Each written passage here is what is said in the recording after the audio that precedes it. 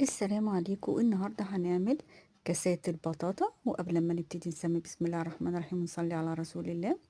انا شويت البطاطا وفتحتها وفضيت قلبها كله،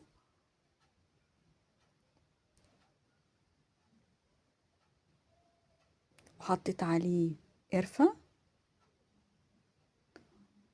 وقلبت كله. ودلوقتي بحط الرقات، رق بطاطا ورق كاستر،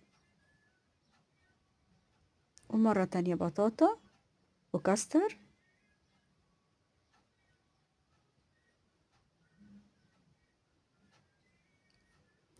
وزينتها بجوز الهند والزبيب. ما شاء الله ما شاء الله، طالعة تحفة.